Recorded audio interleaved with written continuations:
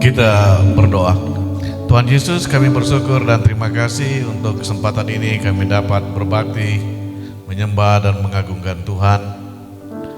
Terima kasih untuk lawatan, bimbingan, berkat Tuhan melalui musik, pujian, saksian-saksian dan kehadiran kami. Kami mau mendengar firman Allah, biar Roh Kudus menerjemahkan firman ini agar kami dapat mengerti, dikuatkan, diteguhkan. Dalam nama Tuhan Yesus kami mengucap syukur dan berdoa. Amin. Silakan duduk Bapak sekalian.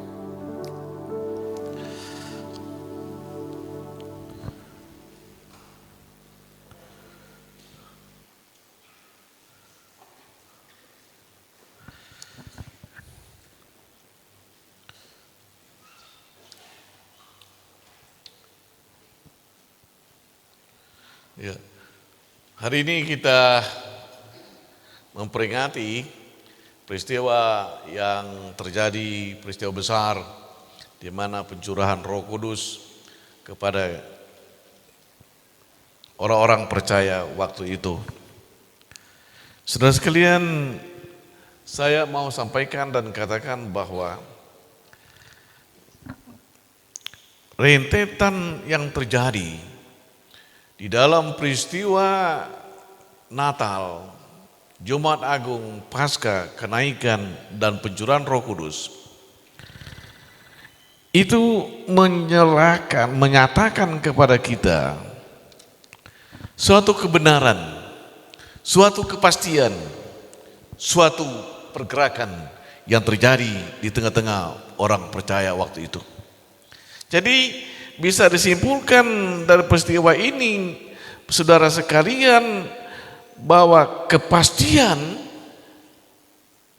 janji Tuhan, kata Tuhan terwujud.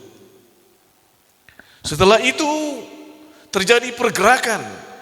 Para murid tidak hanya berdiam dan tidak hanya berkumpul, tetapi mereka bergerak maju, memberitakan kabar baik, dengan mengorbankan segala-galanya untuk memberitakan kabar baik. Saudaraku yang kekasih dalam Yesus Kristus, firman Tuhan kita dasari dari Kisah Rasul pasal 1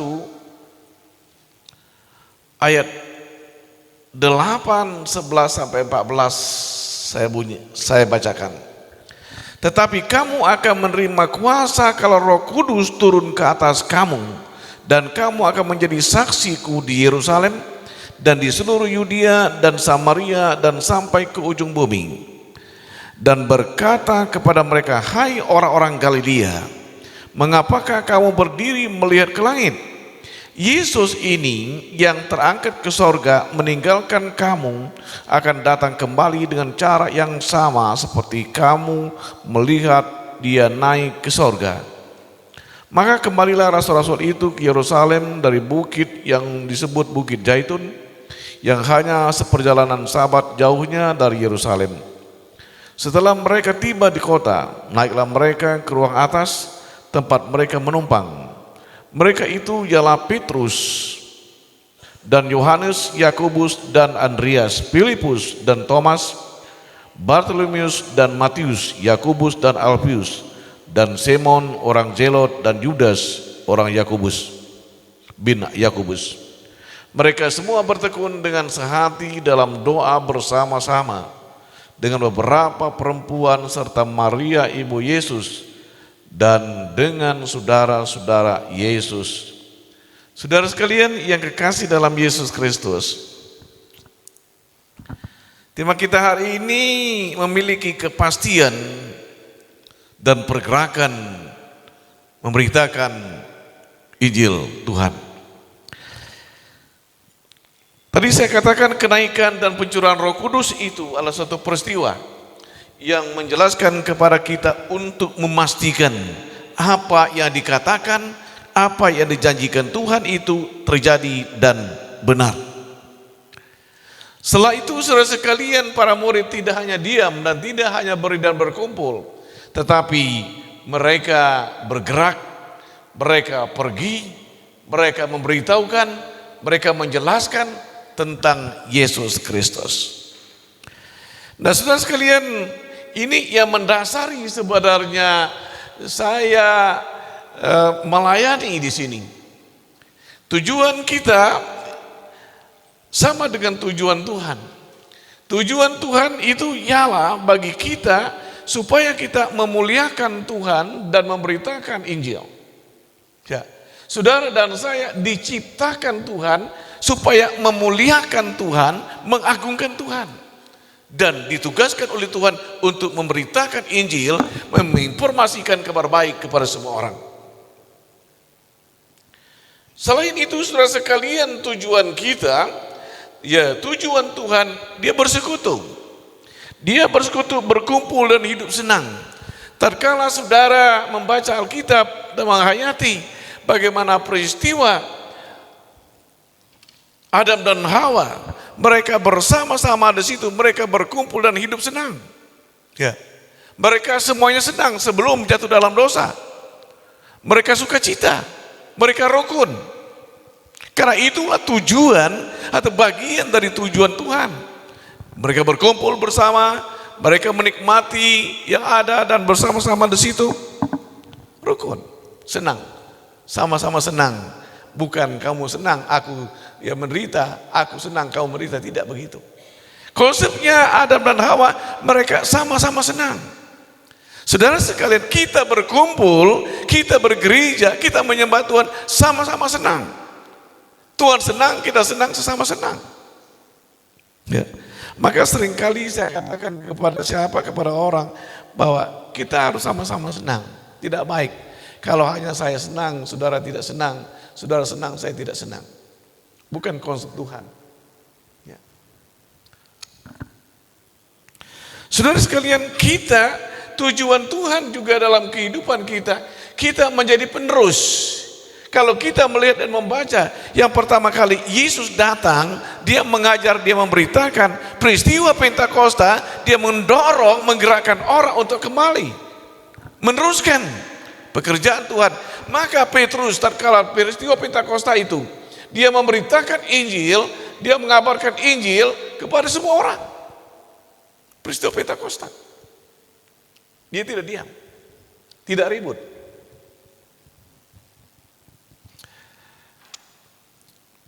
Menjadi penerus rencana Tuhan, pergi dan beritakan kabar baik. Penerus. Oleh sebab itulah saudara sekalian yang kekasih dalam Yesus Kristus, dalam kita melayani, kita berbakti dan kita memuliakan Tuhan. Kita berbakti, kita melayani, kita memuliakan Tuhan. Ya. Sejak awal saya katakan kita berkumpul sebanyak-banyaknya, kita pergi sebanyak-banyaknya untuk memberitakan Injil. Ya. Buat apa kita berkumpul kalau kita hanya berputar-putar di dalam ruangan ini dan gereja ini, tapi kita tidak melihat jauh ke depan. Nah, saudaraku yang kekasih dalam Yesus, jadi saya mau bagi beberapa hal saja di dalam peristiwa kenaikan dan kebangkitan dan pencurahan Roh Kudus itu, menjelaskan kepada kita, kita mendapatkan kepastian. Hidup ini membutuhkan kepastian, hidup ini membutuhkan kemantapan, hidup ini membutuhkan, sekali lagi saya katakan, kepastian. Orang yang mempunyai kepastian maka dia akan tenang, dia akan tegar menghadapi kehidupan ini. Tapi orang yang bimbang, orang yang ragu-ragu, dia akan terombang-ambing dalam kehidupan dia ini. Kita diberitahukan memiliki kepastian. Kepastian apa? Yang pertama, saudara sekalian, kebenaran. Apa yang dikatakan firman Allah itu benar, dan kita memiliki itu. Kenaikan pencurahan Roh Kudus memastikan, memantapkan bahwa itu benar. Bukan sekedar kata, bukan sekedar janji, bukan sekedar memperlihatkan besar dan kecil, tetapi pasti, kepastian. Maka bagi saya saudara sekalian, tambah ragu, ya, tidak ada ragu di dalam mengikut Tuhan dan memahami firman Allah itu. Itu yang pertama. Yang kedua, peristiwa kenaikan dan pencurahan Roh Kudus itu memastikan memantapkan bahwa kita mendapatkan kepastian keselamatan oleh Tuhan. Apa yang dikatakan Tuhan itu pasti. Maka saudara dan saya yang percaya Yesus pasti selamat. Maka saya pagi ini dikirim teman, mungkin Bapak Ibu sudah mendapat YouTube itu. Ada seorang yang murtad dalam tanda kutip, ya, meninggalkan Tuhan. Dia berkata, kalau Yesus itu Tuhan, bila saya mati, saya mati. Ya, hari Jumat kemarin mati dia. Ya, mati. Nah, saudara sekalian, jadi kita yang percaya Yesus pasti. Yesus pasti Tuhan. Yesus pasti menyelamatkan saudara dan saya. Maka jangan ragu, jangan bimbang dalam mengikut Tuhan. Saya satu sisi bangga dengan adik saya, satu sisi juga saya sedih. Karena dia mengikrarkan imannya, dia ditolak oleh keluarganya, sehingga dia tinggal di sawah.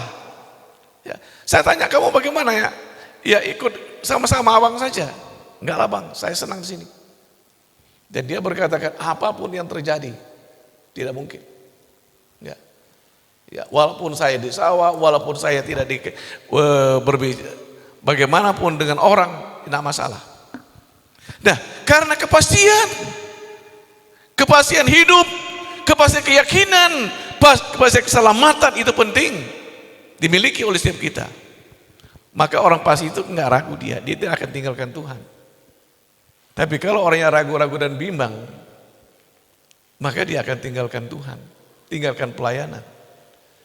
Saya tidak tinggal di sini. Bukan saya tidak ada permintaan di tempat banyak. Kenapa saya jarang khotbah sini? Saya banyak diminta khotbah, tapi saya nggak mau. Ya. Sekali-sekali saja. Sudah sekian tahun saya kemana-mana. Saudaraku yang kekasih dalam Yesus Kristus, kepastian. Yang ketiga, saudara sekalian, memberitahukan kepada kita, kita pasti mempunyai masa depan. Yohanes pasal 14 ayat 23, Tuhan menyiapkan tempat. Ya, saudara sekalian, seringkali kita berkata, nanti kita kemana? Kita di mana? Yesus menyatakan, firman Allah menyatakan, saya, saudara ada tempat. Menunjukkan ke masa depan. Artinya saudara dan saya ada masa depan.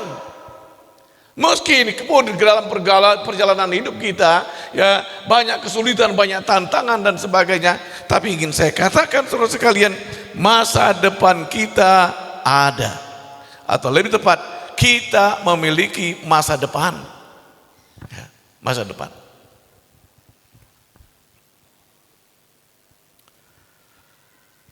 Masa depan di mana? Tempatnya ada, jelas. Ya. Jadi orang Kristen itu, orang pengikut Tuhan itu, dia mempunyai masa depan yang pasti. Tempatnya jelas, alamannya ada, surgawi. Tapi RT RW-nya nggak tahu. Ya. Tetapi pasti ada tempat. Nah, itulah saudara sekalian dalam rangka kenaikan itu, ya Tuhan Yesus naik ke surga menyiapkan tempat buat saya dan saudara. Pasti.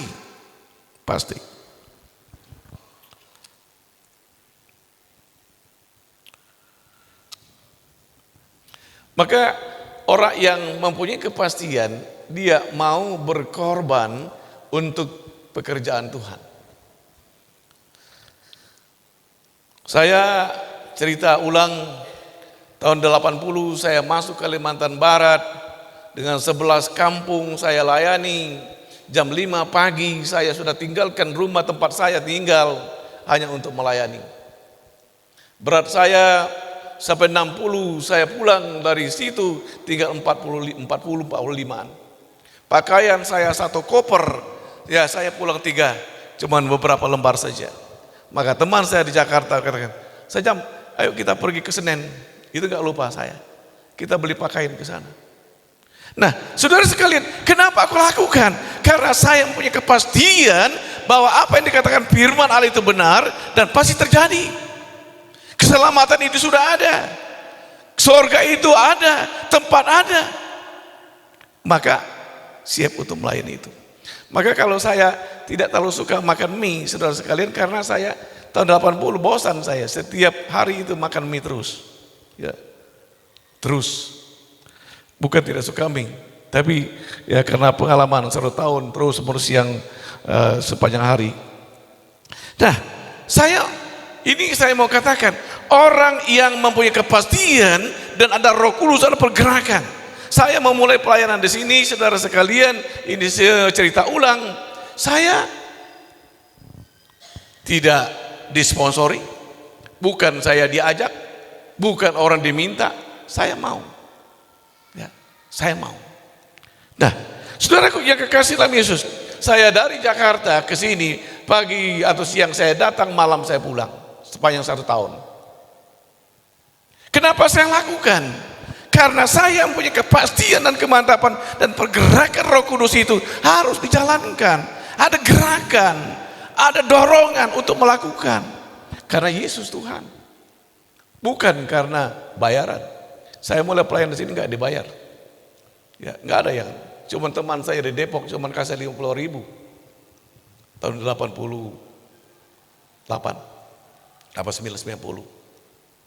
Nah, kenapa yang terjadi? Saya lakukan karena saya, saudara sekalian, karena pergerakan itu, kepastian, peristiwa Roh Kudus bergerak, maju. Ya. Saya waktu kesini bukan pelarian, bukan tidak ada tawaran pelayanan di gereja yang besar, ada, tapi saya tidak mau. Kenapa? Bukan karena saya tidak butuh sesuatu, tapi saya lebih taat, lebih paham, lebih mengikuti apa yang Tuhan mau. Ya, ditawarkan apapun juga, tidak saya di sini. Walaupun tidak ada apa-apa di sini. Ya, anak saya untuk nonton TV saja diusir orang dari rumah orang. Ini permain dia. Tidak apa-apa. Itu harga yang harus dibayar karena kita pasti mengikuti Yesus. Yesus. Nah, saudaraku yang kekasih dalam Yesus Kristus, pergerakan Roh Kudus, pencurahan Roh Kudus itu menggerakkan orang untuk bergerak. Jadi tidak ada istilah kita diam. Kalau kita sudah terima Roh Kudus, ya, terima Roh Kudus. Nah, jadi saudara sekalian, pergerakan ini dilakukan secara sukarela karena sudah mantap di dalam iman, sudah mantap dalam keselamatan, sudah ada kepastian tempat, maka diberikan melakukan secara sukarela. Saya pergi ke pedalaman Kalimantan jam 5 pagi berangkat, ya itu dari kampung ke kampung, ya, tidak melihat apa yang saya terima, tidak dipikirkan itu. Berjalan dilakukan secara sukarela dan maunya karena ada Tuhan. Karena kehendak Tuhan dan maunya Tuhan. Ya. Maka Bapak sekalian, kalau kita melayani ya bukan karena apa, tetapi karena Roh Kudus bekerja menggerakkan kita. Nah, yang berikut saudara sekalian, dalam rangka peristiwa ini, apa yang terjadi? Mereka bersaksi, ya. Bersaksi itu mereka menceritakan, Matius pasal 28, pergilah kamu, jadikanlah semua bangsa muridku. Ini suatu perintah. Dikatakan firman Tuhan yang kita baca tadi, menjadi saksi di Yerusalem, terus sebagainya, menjadi saksi. Nah, kita diminta atau disuruh oleh Tuhan menjadi saksi, memberitakan kabar baik itu karena Tuhan percaya kita. Tuhan mempercayai kita. Kita adalah orang-orang kepercayaan Tuhan. Kepercayaan Tuhan. Ya. Ingat itu. Saudara dan saya adalah orang-orang kepercayaan Tuhan. Ya. Untuk melaksanakan tugas yang telah dipercayakan Tuhan. Nah, jadi kalau saudara dan saya memahami ini, saya dipercaya Tuhan. Saya kepercayaan Tuhan. Saya ditugaskan Tuhan karena Tuhan percaya kepada saya. Maka saya melayani, saya memberitakan Injil. Tetapi seringkali kepercayaan itu Di tengah-tengah kepercayaan itu, maka terjadilah pengkhianat. Ya toh? Tidak terjadi pengkhianatan kalau tidak ada kepercayaan. Kepercayaan itu kadang-kadang melahirkan pengkhianatan kepada seseorang. Yudas kan kepercayaan Tuhan kan? Dia bendahara, percaya Tuhan. Tetapi Yudaslah yang bergerak, yang melakukan pengkhianatan. Yudas. Karena Yesus mempercayakan kepada Yudas, dia sebagai bendahara di situ. Orang yang mendapatkan kepercayaan, itulah yang menjadi pengkhianat. Orang yang tidak mendapatkan kepercayaan, tidak dapat menjadi pengkhianat. Ya. Yudas, apa yang terjadi? Setelah Yudas berkhianat, sengsara, ya, mati bukan wajar, perutnya keluar, kata Alkitab, akibat pengkhianatan. Nah di Alkitab sudah jelas itu. Juga di dalam dunia ini ada karyawan sama ya, tempat dia bekerja dengan bosnya, dia percaya oleh bosnya di tengah-tengah pekerjaan itu mengkhianati. Terjadi di situ, ya, banyak terjadi di situ pengkhianatan. Kenapa? Karena ada kepercayaan, ya, karena kepercayaan. Teman, bisa juga karena percaya. Percaya, wah ini ada teman baik nih ya, kenal bagus, baik, teman dekat dan sebagainya. Banyak juga orang menjadi karena sudah dipercaya maka menjadi pengkhianat. Hamba Tuhan ada juga terjadi pengkhianatan junior kepada senior. Dan orang misalnya ada suatu cerita, ada suatu gereja, karena dia sudah mulai berumur, maka ditugaskan, dipercayakan ke situ. Ya. Setelah apa yang terjadi? Ya, hamba Tuhan senior dan keluarganya diusir dari gereja itu. Pengkhianatan terjadi.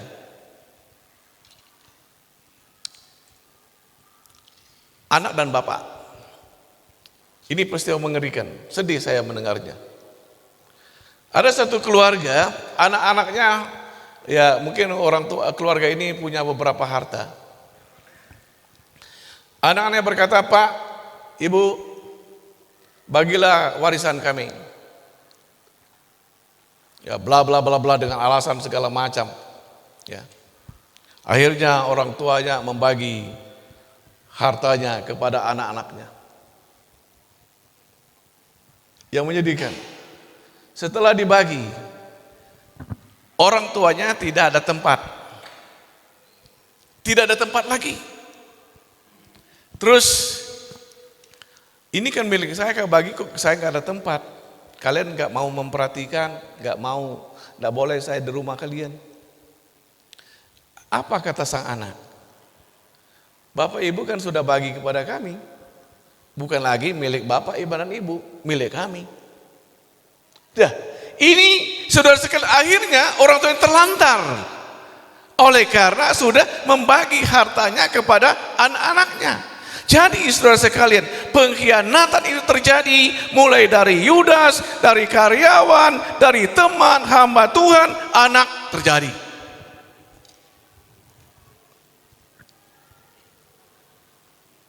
Mana yang baik? Jaga kepercayaan itu. Mana yang tepat? Jaga kepercayaan Tuhan, kepercayaan orang kepada kita. Maka kita akan diberkati terus-menerus. Orang yang terus-menerus dipercaya, maka dia diberkati terus, diberkati terus. Tetapi pengkhianat, dia akan sengsara tepat pada waktunya. Ya. Maka saya pesankan kepada kita, saudara sekalian, ya, dalam kita memperingati peristiwa Pentakosta ini dan kenaikan ini, kita setia terus-menerus. Setia. Seperti Petrus setia sampai akhir. Kepercayaan.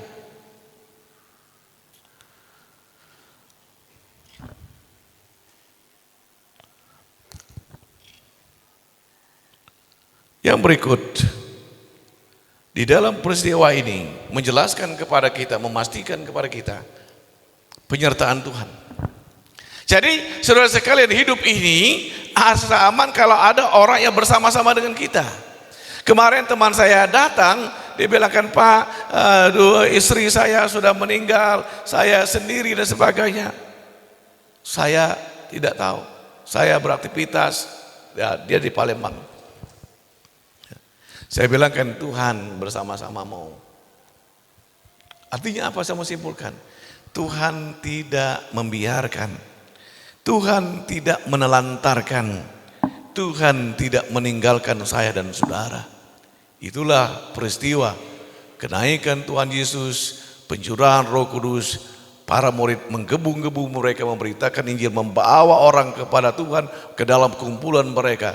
Kata Alkitab di Kisah Rasul, tiap hari mereka menjadi berkat dan Tuhan menambahkan jumlah. Nah. Saudaraku yang kekasih dalam Yesus Kristus, dengan demikian peristiwa ini mengingatkan kepada saya, kepada kita semua, pikiran, rencana, motivasi untuk memuliakan Tuhan. Peristiwa ini terjadi, diingatkan, dan semua yang terjadi dalam hidup kita, berkat-berkat dan pertolongan Tuhan kepada kita, mengingatkan, ya, memastikan bahwa Tuhan tidak membiarkan saya dan saudara, Tuhan tidak meninggalkan saudara dan saya. Memantapkan iman kita, pastian kita bahwa ikut Yesus, melayani Yesus tidak sia-sia, pasti terjadi. Bukan kita orang bodoh melakukan melayani Tuhan, menyembah Tuhan itu, melainkan orang-orang yang mempunyai kepastian dalam hidup ini.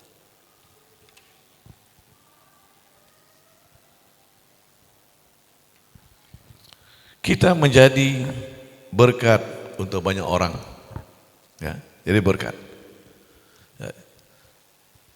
Maka saya pesankan, jaga gereja ini, jaga persaudaraan, jaga kekeluargaan, ya, jaga, bina, supaya kita diberkati dan memberkati, dan tetap setia kepada Tuhan dan menjaga kepercayaan yang dipercayakan Tuhan, yang dipercayakan pimpinan kita, dipercayakan apapun siapa yang percaya kepada kita. Jaga kepercayaan itu supaya berkat Tuhan selalu langgeng kepada kita. Tapi tatkala kita mengingkari dengan kata yang lain, mengkhianati siapapun juga, siap-siap akan menerima balasan daripada Tuhan. Balasan. Maka mari Bapak sekalian kita setia kepada Tuhan, setia mengakukan Tuhan, setia menyembah Tuhan. Jangan buang kepercayaan. Jangan ragu dan jangan bimbang. Amin. Kita berdoa. Tuhan Yesus, kami mengucap syukur dan terima kasih untuk firman Allah yang boleh mengingatkan kami, menolong kami semua. Teruskan jelaskan firman Allah bagi kami semua, sehingga kami dapat memuji Tuhan, memuliakan Tuhan, dan kuat dalam Tuhan. Terima kasih Bapa, terima kasih. Berkati kami, bimbing dan tuntun kami semua. Dalam nama Tuhan Yesus kami berdoa. Amin.